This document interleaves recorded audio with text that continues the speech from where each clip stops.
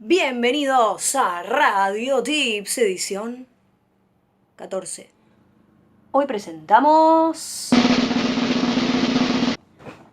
podcast. Un podcast es una publicación de audio que se puede montar en distintas plataformas, por ejemplo en Spotify, SoundCloud, Mixcloud, entre otras. Hay algo que tenemos que entender y es lo siguiente: un podcast no es lo mismo que un programa de radio. Hay muchas cosas que se pueden tomar, pero no es lo mismo. Y una principal diferencia es que un podcast es atemporal, y en cambio en la radio no es así. Atemporal es cuando algo se mantiene en el tiempo. Esto quiere decir que yo hablo, por ejemplo, de alimentos saludables, del amor a distancia, de lo que fuere, y no importa el tiempo que pase, o los años, o los meses, yo igual lo voy a poder escuchar. En cambio en la radio eso no sucede. En la radio hablamos sobre las noticias del momento, de la actualidad.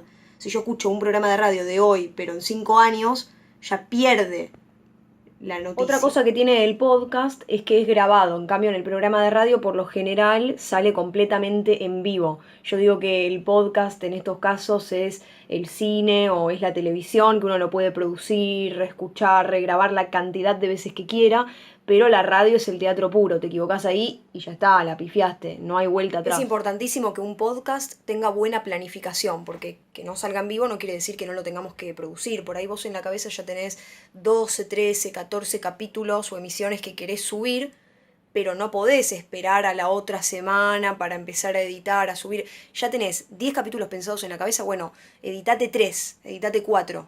Ya la idea es que puedas tener una agenda de planificación. Ojo con tender a pensar que un podcast no tiene compromiso con la audiencia, porque repetimos, aunque no sea en vivo, la gente dice, a ver, lo suben el lunes a tal hora, entonces yo me comprometo.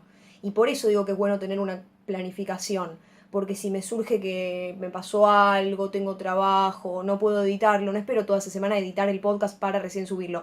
Ya si son 10 en total y por lo menos puedo tener 3 editados, mejor, cosa de que pase esa semana, me comprometo con la audiencia y los subo en el día y el horario que yo dije.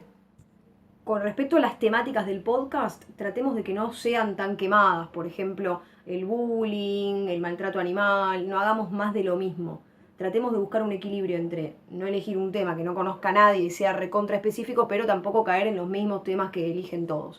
La idea es que elijas un tema central que sea la conexión de cada emisión. Por ejemplo, si mi podcast se va a llamar Viajando por el Mundo, en la emisión 1 voy a tener Rusia, en la 2 Australia, Rusia, China, Japón. Así, todo ligado a los países, no voy a contar cosas que no tienen nada que ver.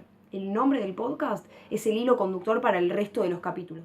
Las cosas que podemos copiar o tomar de un programa de radio vendría a ser poner alguna cortina, algún separador, algún efecto, pero después no tiene mucho en común con la radio porque tampoco tiene una duración específica. Hay podcasts que pueden durar 1 hora, 50 minutos, hay podcasts de entrevistas, hay podcasts más tipo columnas o monólogos que duran 10, 15 minutos hablando sobre algún tema específico.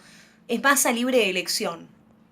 Es recontra fácil de hacer. Lo podés grabar desde el celular, podés grabarlo desde la computadora con algún micrófono, mirar tutoriales y ver cómo se puede subir, cómo se puede editar. Es importantísimo prestarle atención al sonido, que se pueda escuchar bien, que no haya sonido ambiente o un ruido medio raro, porque al no ser algo audiovisual, no requiere nuestra atención de imagen. Entonces la gente puede consumirlo en cualquier momento, en cualquier lugar, mientras cocina, mientras hace algo de fondo.